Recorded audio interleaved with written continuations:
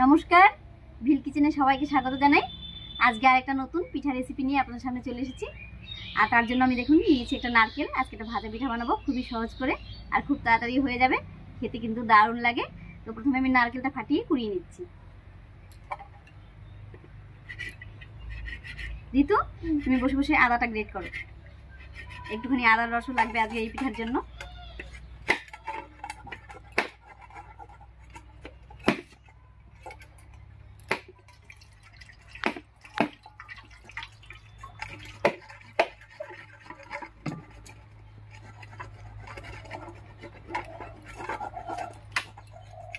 নারকেলটা ভালো আছে।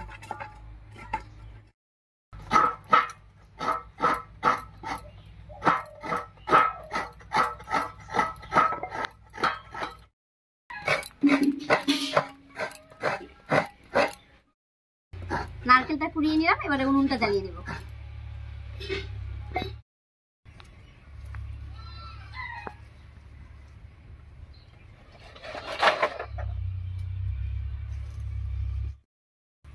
উনুন জ্বালিয়ে কড়াই বসিয়ে দিয়েছি। এবারে কড়াইয়ের মধ্যে গুড় দেব।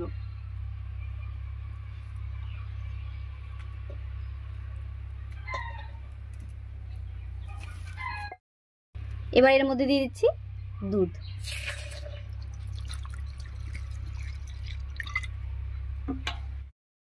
এবারে কিছুক্ষণ জাল করে দুধের মধ্যে গুড়টা গলিয়ে নেব।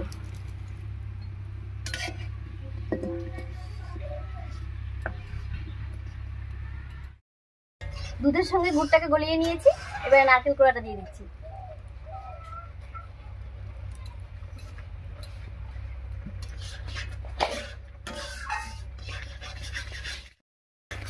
নারকেল কোড়াটা দিয়ে খুব ভালো করে মিশিয়ে নিলাম। এবার এর মধ্যে দেব কয়েকটা মশলা। নিয়েছি দুটো এলাচ, দুটো দারচিনি, আর নিয়েছি দুটো লবঙ্গ, দিয়ে দিচ্ছি। আর এর মধ্যে দেবো ঋতু যে আদাটা গ্রেট করে রেখেছিল তার থেকে আমি একটুখানি রস বের করেছি, একটুখানি আদার রস। আর দেব স্বাদ মতো একটুখানি লবণ।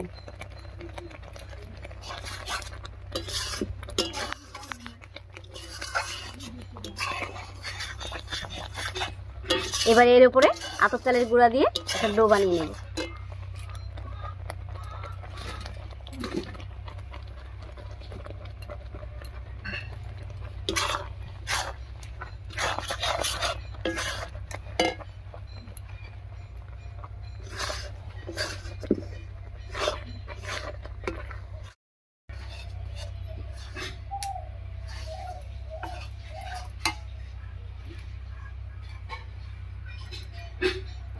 আর পিঠার এই ডোটা খুব একটু শক্ত করব না, একটু নরমই করব, তাহলে পিঠাগুলো বানাতে ভালো হবে। ডোটা একদম রেডি হয়ে গেছে। এবার একটা গামলার মধ্যে নামিয়ে নিচ্ছি।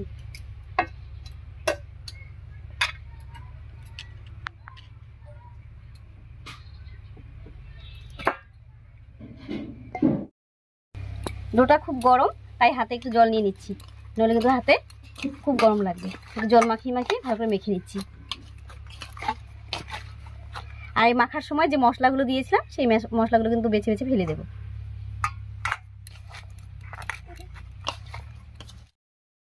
সুন্দর করে একটা নরম ডো বানিয়ে নিয়েছি। এবার এটাকে রেখে দেবো। এবার কড়াইয়ে তেল বসিয়ে দেবো গরম হতে। আর তেলটা গরম হতে হতে আমি পিঠার শেপগুলো বানিয়ে নেব।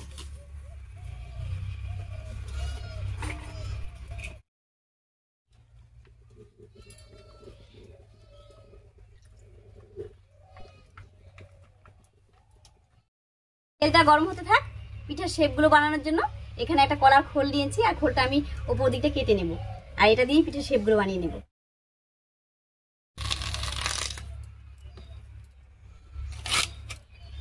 এই উপর দিকটা ফেলে দেবো, তাহলে শেপগুলো দেখতে সুন্দর হবে।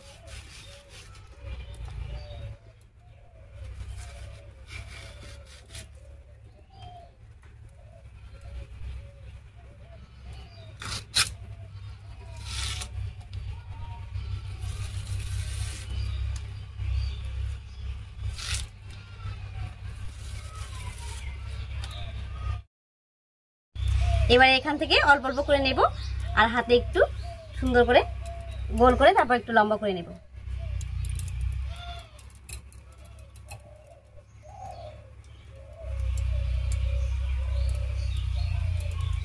এরকম করে নিলাম দেখুন। এবারে এর উপরে রাখবো, কলার খোলটার উপরে রেখে আরেকটা দিয়ে চাপা দেব।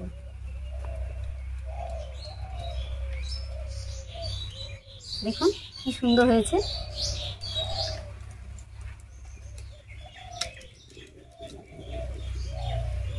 একইভাবে সবগুলো তৈরি করে নেব।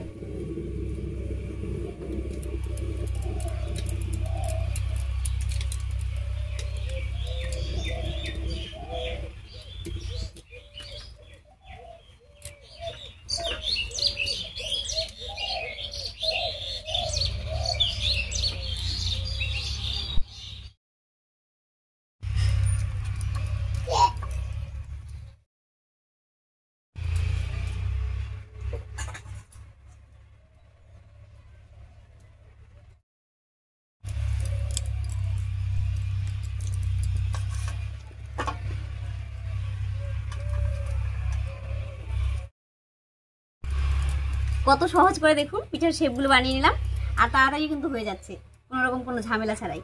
এদিকে আমার তেলটাও গরম হয়ে গেছে, এবার ভেজে নিচ্ছি।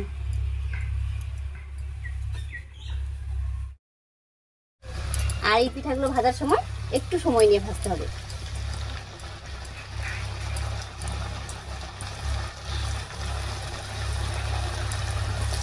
একবারে অনেক কটা দেওয়া যাচ্ছে, ভাজাটাও খুব তাড়াতাড়ি।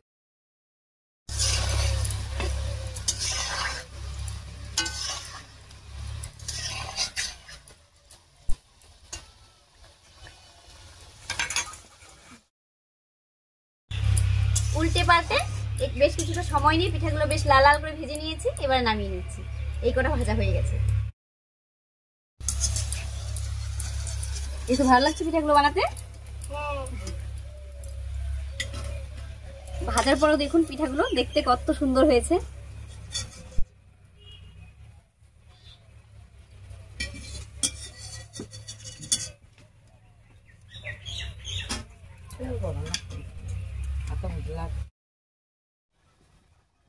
একইভাবে সব পিঠাগুলো ভেজে নিচ্ছি, একটু সময় নিয়ে নিই।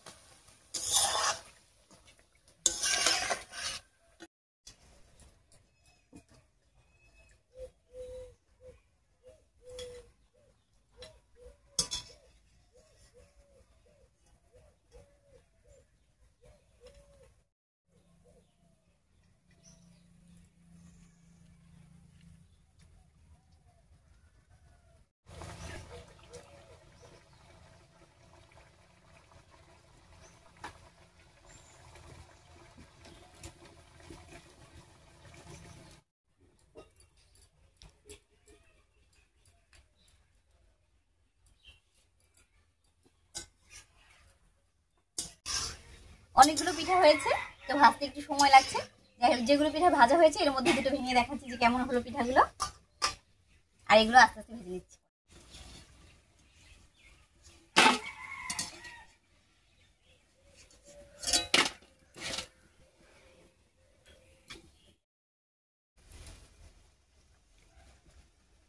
দেখুন পিঠাটা উপরটা একেবারে মুচমুচে, আর ভিতরটা কিন্তু ফাঁপা আর নরম।